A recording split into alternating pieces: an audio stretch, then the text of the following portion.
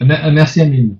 Euh, ouais, je reviens juste à dire, toujours, je reste toujours sur mon analyse. En fait, moi, je dirais toujours que le vrai but, en fait, le vrai but du prophète de l'islam, Mohammed, n'était pas de prendre quoi que ce soit comme argent, parce qu'il avait que dès qu'il a eu un pouvoir euh, de force, en tant que puissant dans sa région, en fait, qu'est-ce qu'il va faire? Il va, dans l'histoire, il va exterminer Banu Qurayza, tous les juifs, et inclut, il garde que les enfants, comme disait notre ami avant moi, il a expliqué pourquoi on gardait les enfants et les femmes, parce que ça rapportait de l'argent et il y avait un besoin, et ce besoin perturbant qui régissait cette période très compliquée que les musulmans le défendent tout le temps parce qu'ils ne la connaissent pas très très bien, c'est que c'est un terrain très rude, il n'y a pas de distraction, il n'y a pas d'activité sociale, sauf parler et reparler et inventer des histoires, des légendes qui vont nourrir le hadith d'ailleurs, parce que si vous lisez le hadith, vous verrez que le Bukhari il va traiter 600 000 hadiths dans lesquels il va rejeter pleinement un nombre colossal dans lequel je pense, si je me rappelle pas exactement quelle sortir qui va appeler Sahih, je crois que c'est 70 000 ou qu'importe le nombre. Du coup, tout le reste était imaginé si on avait tout ce reste que le Bukhari va jeter. Il va considérer que c'était pas dans la tradition du prophète et l'inspiration de l'islam. Du coup, si on avait ça, on verra entre les mains que, et d'ailleurs on verra, il n'existera plus depuis longtemps, mais imaginez si on avait ça. On aurait des histoires de malades. Du coup, c'était une distraction et lisez l'histoire de Abu Huraira, le fabuleux, l'amoureux des que dans son histoire, c'était un pauvre type SDF jeté quelque part et pour très pauvre, il cherche à bouffer, manger, tu vois, à vivre, s'intégrer, gratter comme on dit, comme toute personne qui n'a aucun ressource et qui vient s'approcher au calife et au prophète et leur dire, bon, c'était les compagnons, ils n'étaient pas encore califes, et de leur dire, oui, racontez-moi sur l'islam, racontez-moi tel verset, racontez-moi, et ils voulaient leur compagnie pour manger en fait, et après il va devenir une élite dans le hadith et jusqu'à mourir dans un palais. Hein. Il faut lire son histoire. C'est extraordinaire, Abu Huraira, ce qu'il racontait, ce qu'il crachait comme truc. C'était incroyable. En 2 secondes, il te fabrique tout ce que tu veux. L'essentiel, c'est le rapprochement aux puissants et devenir leur chouchou. C'est ce qu'il est devenu plus tard. Du coup, pour revenir, c'est que la distraction, pour revenir au sujet, pour ne pas m'éloigner, il régnait un certain mode de vie où ils avaient absolument rien. Il n'y avait pas de richesse, il n'y avait pas de culture, il y avait que quelques principes d'agriculture qu'ils ont acquis par les Juifs, ceux qui sont restés toujours à cultiver la terre et à essayer de se nourrir avec et de développer cette économie qui était très très basique, mais quand même, elle permettait de vivre. Et du coup, eux, qu'est-ce qu'ils vont décider? Ils vont décider de reprendre le lieu le plus important, qui était aux yeux du prophète le lieu le plus stratégique, c'est Al-Kaaba. Et autour de ça, relancer le commerce d'avant. C'est ce qu'ils font les Saoudiens aujourd'hui. Ils ont élargi le Kaaba pour recevoir en 2020 10 millions de personnes. Aujourd'hui, ils sont à 4 millions et quelques. Parce que ça rapporte beaucoup d'argent. Et du coup, c'est la stratégie. Le fait qu'il a éliminé tous les porteurs de savoir, entre guillemets, le savoir, hein, les juifs, c'est la culture juive, la religion juive et tout, entre guillemets, c'est le savoir pour moi. Après, je vexe personne, parmi nous, il y a notre ami qui est croyant. Je différencie entre le juif d'origine et le judaïsme en tant que religion. Pour moi, le judaïsme en tant que religion, il suffit de relire l'histoire et la civilisation égyptienne Et les 10 commandements se retrouvent facilement dans le livre des morts. Si quelqu'un veut lire, acheter ça, ça se vend partout. Et si on revient plus antérieurement des religions, il suffit de lire Gilgamesh, vous allez comprendre. Plus loin encore, il y a tout ce qu'il faut pour les religions pour nous expliquer à l'humanité entière que les gens se goursent et tout, ils comprennent pas, et du coup la mort elle est compliquée à accepter, et du coup on a cette crainte, on crée un esprit céleste, et dans cet esprit céleste, pour les chrétiens, il est sur terre. Pour les juifs, je pense aussi, il est sur terre. Pour les musulmans, il est dans les cieux. Voilà, il y a un paradis et un enfer. Les chrétiens, il n'y a pas de paradis et un enfer. C'est la terre qui devient un paradis quand Jésus revient. Mais on rentre pas, c'est pas le débat d'aujourd'hui. C'est juste pour revenir. Du coup, qu'est-ce qu'il va faire? Il va prendre cette stratégie le centre de tout. C'est la Mecque qui va relier les deux pôles. Et plus tard, ils vont se développer, mais il va se créer un souci, c'est qu'il y a beaucoup d'adhérents à cette religion, que par force, par gré ou par intérêt, qu'importe, l'essentiel, on devient musulman pour intégrer cet esprit, pour intégrer cette communauté nouvelle, et pour vivre surtout, pour pouvoir vivre. Parce qu'il y a zakat, il y a, tu vois, on distribue les butins. Du coup, celui qui n'est pas musulman, qui reste à l'écart ou qui est chrétien, peut-être qu'il faut qu'il devienne musulman pour avoir une part et pour vivre. C'était aussi une conversion de stratégie qui vont adhérer plein de gens. Comme aujourd'hui, c'est une conversion de manque de sens et d'histoire et de manque de science. Moi, tu viens me dire, peut-être petit, on m'a appris l'islam et on m'a appris que l'islam, c'était la beauté, l'amour, la paix, l'aide des pauvres et tout. Du coup, on m'a appris tout ce qui est humain en moi-même et qui est humain dans ma famille et qu'ils ont projeté dans l'islam qu'ils ne connaissaient pas.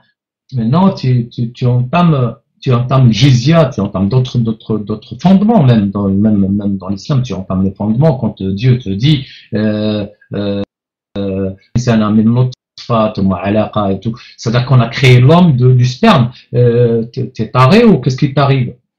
T'as ouvert un livre de biologie ou de sciences naturelles ou tu t'as jamais fait ça dans ta vie? Vas-y, ouvre un livre ou tape sur internet comment le fœtus se produit. Est-ce que tu es l'origine d'un sperme? Déjà non, parce que tu es l'origine d'un spermatozoïde, un seul parmi des milliards qui vont ramper pour aller féconder une ovule qui n'était pas connue dans cet esprit ancien, qui est l'esprit de l'islam ancien. Chez Mohammed, il ne connaissait pas que la femme elle avait une ovule, qu'elle va être fécondée, cette ovule va être fécondée par un spermatozoïde, un seul qui est le plus fort, et qu'elle va l'accepter et qui va donner ce qu'il est lui aujourd'hui. Et ça, le créateur lui-même, quand il parle de l'homme, il fait défaut par rapport à la science, alors que c'est le plus grand scientifique.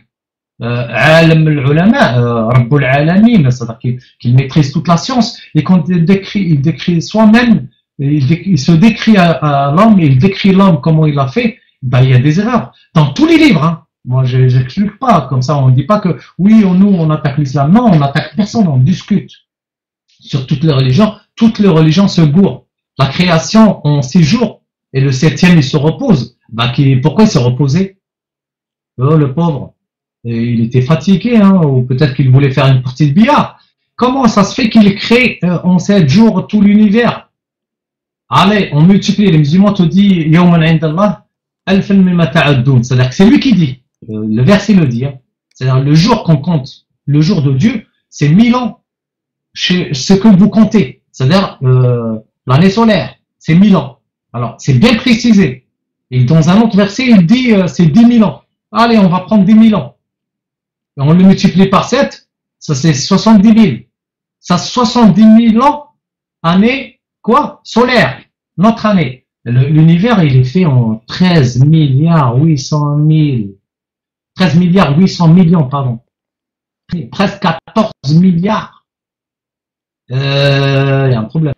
Mais bon, cela dit, les musulmans ne lisent pas très bien, ne réfléchissent, ils n'ont pas le droit d'utiliser la logique et la science.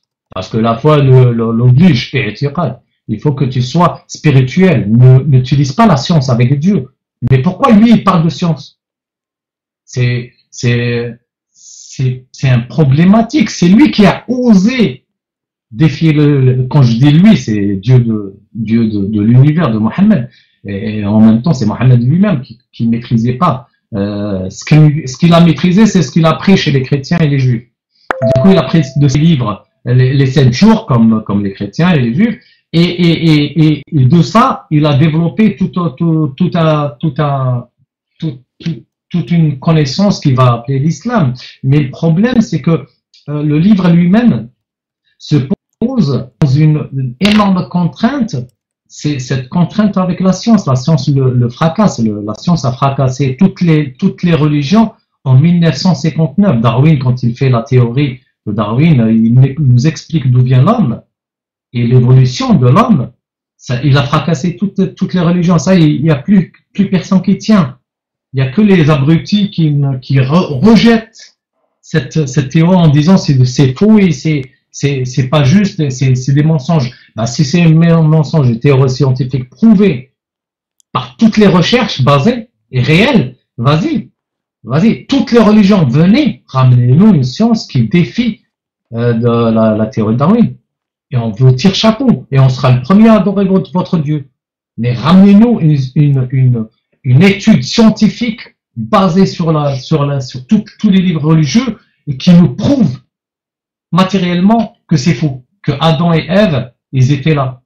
Il y a le Vatican qui va dire Adam et Ève, non, Adam et Ève, ça suit l'évolution, ils ont accepté. Pourquoi? Parce qu'ils disent on est dans la merde. Si on commence ça fait 100 ans ou plus qu'on est en train de lutter contre Darwin, mais on ne tiendra jamais. Les générations, les peuples, les enfants qui grandissent deviennent adeptes de la science et le matériel prouvé, et ils sont en train de s'échapper, les petits brebis, parce qu'ils deviennent intelligents, ils deviennent scientifiques. Du coup, on s'est écarté de la religion, et c'est ce qui est logique. Du coup, ils se sont dit, on va les rattraper de l'autre côté. On va accepter la théorie de l'évolution, et on va dire que Ève et Adam, en fait, ils sont tels que ça se déroule dans la théorie de l'évolution. C'est-à-dire qu'ils deviendront plus tard la perfection, à l'image de Dieu. C'est ce qu'on est aujourd'hui. On n'est pas à l'image de Dieu, c'est quelque part, parce que si Dieu est la perfection, l'homme n'est pas encore en perfection. Ça, c'est peut-être d'ici 1000 ans, on sera en perfection. C'est le jour où on arrêtera les guerres, on arrêtera de poser le jizya, on arrêtera de dire les juifs, c'est une race à exterminer, et on arrêtera de dire les athées, il faut les couper la tête parce que la tête elle est trop remplie, et on arrêtera de faire les guerres et de prendre les pays des autres, et on arrêtera d'exploiter les humains en tant que des machines. Ça devient un outil de gain et non pas un humain, et ainsi de suite. Mais bon, le sujet est vaste et on revient à la jizya. La jizya, elle était élaborée d'une façon que tous les gens des livres sont devenus faibles. Et la majorité colossale, elle est musulmane, ils peuvent rien faire. C'est pourquoi ils ont été d'une façon que le verset le dit. C'est-à-dire que déjà les conditions de donner cet impôt, quand tu le lis dans les hadiths sahih, et qu'on ne peut pas l'effacer aujourd'hui, aucun savant ne l'efface, ça existe. Tapez l'Azhar, rentrez dans le site de l'Azhar, en Égypte, ils ont leur site et tout, et tapez n'importe quel savant et lisez n'importe quel livre, vous allez voir que il y a des conditions de donner cet impôt d'une façon à être humilié et baisser la tête. Qu'il soit un juif ou un chrétien, quand il viendra à Darul Nel, la maison des finances ou la maison publique ou le trésor public, comme vous voulez, appelez-le comme vous voulez, sur les concepts nouvelles, et il vient en étant humilié. C'est-à-dire quand tu es quelqu'un humilié, tu n'as pas le droit de se la péter ou parler de quoi que ce soit, hein, surtout de ta religion. Tu viens pas. Et en plus, ils avaient des conditions. Parce qu'on n'a pas encore parlé des conditions. Par les conditions de Ahl al-Kitab, parmi les musulmans, à toute une époque, 1400 ans, c'est qu'ils n'avaient aucun droit de propager leur foi. Le juif n'a pas le droit de parler de sa foi publique. Il avait le droit d'apprendre ses enfants, sa descendance, leurs concepts, leurs traditions, leurs comportements, les bonnes, comment on dit, les 10 commandements, les bonnes choses, mais pas public. Ça reste en famille. En public, il se tait. Il parle de absolument rien.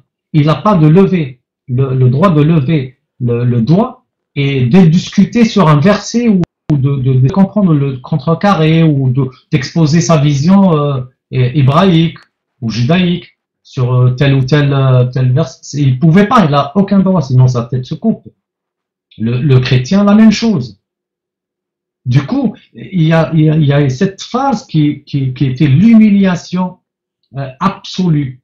Alors, dire que pour les musulmans, quand ils parlent de jizya, ils te disent c'est un impôt pour cotiser. Comme aujourd'hui, c'est l'impôt sur le revenu, comme ça tu cotises pour bâtir des maisons et de retraite ou je sais rien moi, des maisons de repos, des hôpitaux, des autoroutes. C'était la même phase, il faut la comprendre. Et parce que eux, les pauvres, avec cette humanité qu'ils ont, ils ont compris ils n'ont pas compris l'islam en lui-même, leur religion de vrai. Son sens. Moi, j'ai des amis, ils savent pas lire l'arabe. Et quand tu lui dis comment tu lis le Coran, il te dit c'est ma femme qui me fait lecture parce que elle sait lire un peu et elle peut t'expliquer. Non, elle comprend pas beaucoup. Et du coup, lis comme une chanson quoi. C'est comme moi, je mets une chanson en japonais, en chinois. L'anglais limite, je l'arrête et je peux suivre un petit peu, mais je maîtrise pas très bien l'anglais. Je peux demander, je sais pas, une traduction ou taper sur le net. Alors, imaginez, j'écoute une chanson chinoise. C'est compliqué. Ah ben, il y a des musulmans comme ça avec le Coran. Ils savent absolument rien ce qu'ils entendent. Ils savent absolument. Je vais pas les citer lesquels. Quelle région, quel pays, non. Je les cite pas. Parce que je suis pas là pour toucher les personnes. Je suis là pour parler sur l'esprit de la religion en elle-même. Pas les personnes. Les personnes, ils se débrouillent. C'est eux qui veulent ancrer sa religion, de venir égorger les gens. Il est parti je vais pas utiliser des mauvais mots ou des insultes, mais il est parti, il devient un danger pour le public et déjà il est danger pour lui-même, il va s'éclate tout seul. Comme ça, bon débarras. Mais qui sont ancrés à cette religion sans l'espoir, pour moi, c'est quelque part, c'est des croyants qui, quelque part, ils sont hypocrites en soi. Ils sont hypocrites. Si moi, je me spécialise en philosophie, je dois respecter tous les philosophes et lire leur esprit jusqu'à publier un livre qui va contrecarrer ou qui va s'opposer ou qui va venir avec des nouveaux concepts. Dans la religion, quand tu es musulman, vas-y, apprends ton arabe et prends le tafsir, prends le hadith et tu vas te choquer comme nous. Si tu as de l'humanité, si tu n'as pas d'humanité, tu vas devenir daïchien.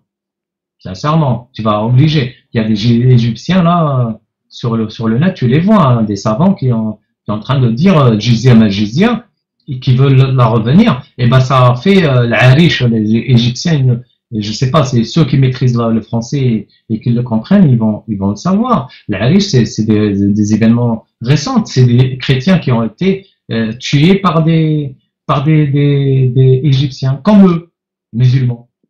Pourquoi? Parce que ça revient. Parce que les savants commencent, leurs savants là, leurs leaders, leurs gourous, c'est des gourous, c'est comme quelqu'un, il a une faiblesse psychologique, il ne maîtrise pas la science, il est dépassé, il a ce besoin aussi spirituel qui peut être chez n'importe qui. Moi, chez ma spiritualité, c'est, je sais pas moi, peut-être ma spiritualité. Je me sens bien quand je lis un livre. Peut-être je considère ça spirituel. Vas-y, je suis comme ça. J'aime bien lire la poésie. Ça peut être ma spiritualité. Mon être se retrouve quand je lis quelque chose ou quand j'entends de la musique. Chacun a sa recherche. Donc, ces gens qui manquent de cette recherche et qu'elle est basée sur la crainte de la mort et la recherche céleste, ils vont goûter tout ce qui arrive, tout ce qu'on peut leur donner. Et du coup, quelque part, ils vont s'accrocher au maximum et ils vont devenir très dangereux. Et ça, c'est prouvé depuis longtemps et ça continue. On a géré les années 90, 10 ans de massacre, tranquille, merci, gentil. Allez, on ne les punit même pas, on les pardonne. Et actuellement, c'est vivant. Daesh, ça existe toujours. Hein. La guerre, on n'en parle pas, mais elle est toujours. Si vous tapez les nouvelles, vous allez la voir. Et ces gens-là, la jizya, encore, je crois qu'ils appliquent sur quelques tribus, mais ils ont et ils ont tué plein de chrétiens.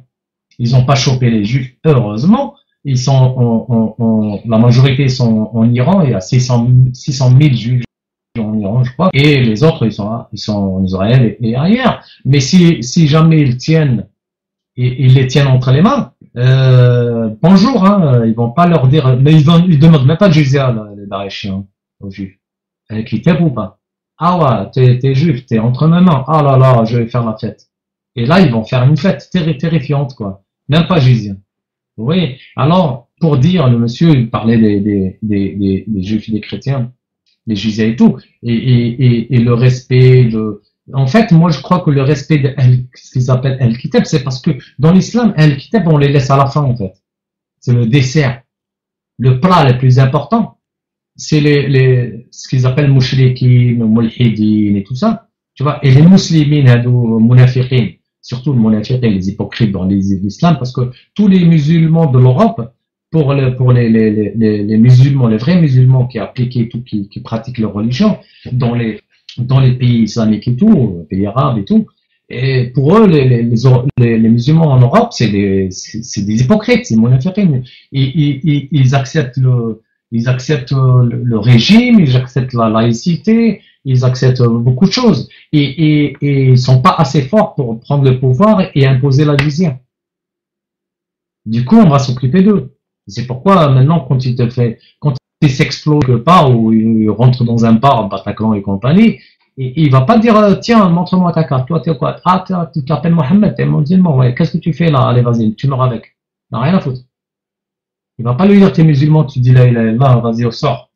Toi, tu peux dégager. Je tue les autres. Non, il va exposer tout le monde. Alors tout le monde en a un danger. Et le pire des pires, c'est que les musulmans se croient qu'ils sont en retrait. Et, oh, Mohamed Rasulullah, ça va me sauver la vie. Ça te sauvera que dalle. C'est que des paroles en l'air. Hein.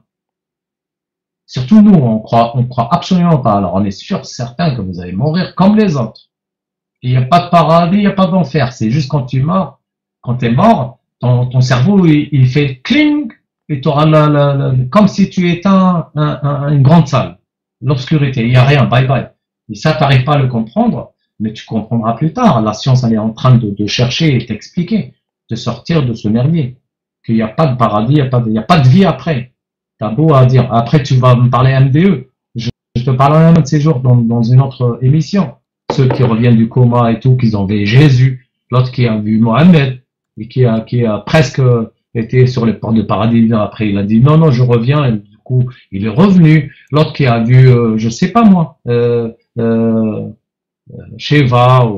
Chacun, il a vu le Dieu et son compagnie. Comment ça se fait qu'ils sont morts? Ils ont vu, chacun il a vu un dieu, et c'est pas du tout les mêmes dieux. C'est bizarre, s'il existe. Pourquoi on ne voit pas le même dieu? Allez, une tunnel de lumière et tu reviens. Bon, mais c'est pas grave, on revient. Alors je disais, ce principe de jizya, il va venir que plus tard quand il y a la majorité qui va dominer et les califes étant leur force et leur force de fer. Hein.